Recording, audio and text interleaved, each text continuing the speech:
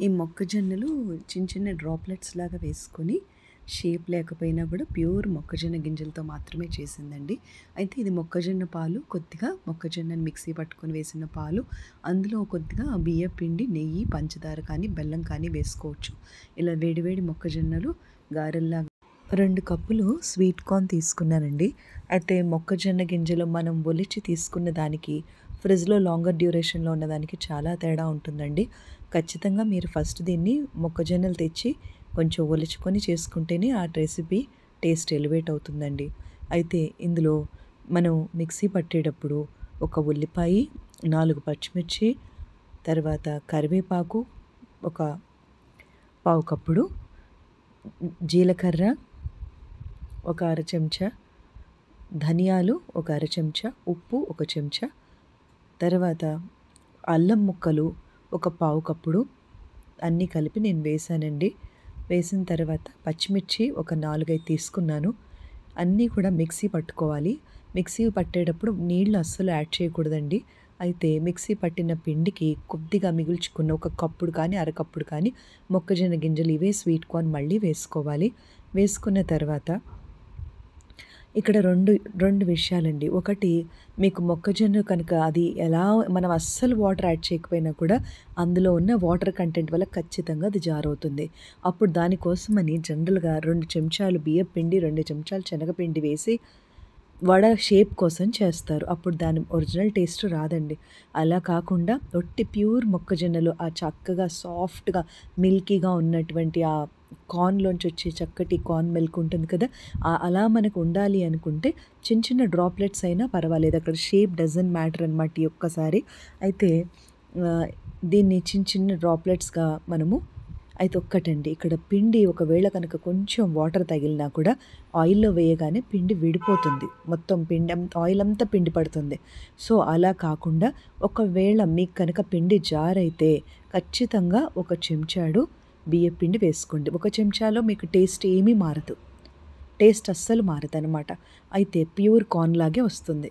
ఇది ఇలా మనం చిన్న చిన్న డ్రాప్లెట్స్ వేసుకోవడం వల్ల టైం కూడా సేవ్ అవుతుంది. ఒకసారి మనం షేప్ గురించి ఇక్కడ ఇగ్నోర్ చేయొచ్చు ఒక్కసారి. తర్వాత దీనికి కాంబినేషన్‌గా మనము ఆ పిండి ఏం చేయాలంటే పట్టిన వెంటనే చక్కగా మనము డీప్ ఫ్రై చేసుకోవాలి. కొంచెం లోతైన మూకుడు పెట్టుకొని మీడియం ఫ్లేమ్ మీద, హై ఫ్లేమ్ అయితే పైన మాడిపోయి లోపల ఉడకదు. లో ఫ్లేమ్ అయితేనేమో నూనె బాగా గుంజేస్తుందండి. సో, ఇది మనం కేర్‌ఫుల్‌గా ఉండాలి. ఒకవేళ మీరు పొరపాటున ఫ్రిడ్జ్‌లో పెట్టి బయటకు తీసిన వెంటనే వేశారంటే మాత్రం చాలా నూనె గుంజేస్తుంది. ఇది అప్పటికప్పుడు మొక్కజొన్న గింజలు ఒలుచుకొని ఇన్‌స్టంట్‌గా చేయాలి. నూనె కనుక గుంజితే మళ్ళీ మనకి తినాలనిపించదు. సో, ఇలాంటి చిన్న చిన్న టిప్స్ జాగ్రత్తగా మనం గమనించుకొని చేయాలి. ఉల్లిపాయలు ఎక్కువ వేసినా, ఇడ్లీ సోడా వేసుకున్నా నూనె బాగా గుంజేస్తుందండి. కాబట్టి సోడా అస్సలు అక్కర్లేదు. ఎందుకంటే మొక్కజొన్న గింజలు ఎంత ఫ్రెష్‌గా ఉంటే అసలు సోడా ఆటోమేటిక్‌గానే అది ఉడికిపోతుంది. దానికి అక్కర్లేదు. ఆ తర్వాత దీనికి కాంబినేషన్‌గా అల్లం పచ్చడి చాలా బావుంటుందండి.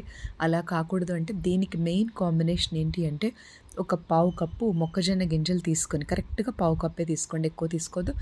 మొక్కజొన్న గింజలు, లేత మొక్కజొన్న స్వీట్ కార్న్ గింజలు తీసుకొని మిక్సీ పట్టి దాంట్లో ఒక్క స్పూన్ మాత్రమే, 2 స్పూన్స్ కూడా వేయొద్దు. ఒక్క స్పూన్ బియ్యపు పిండి వేసి, అర చెంచా నెయ్యి వేసి, ఒక పావు కప్పు బెల్లం కానీ, పంచదార కానీ వేసుకొని, నా దగ్గర బెల్లం అయిపోయిందండి.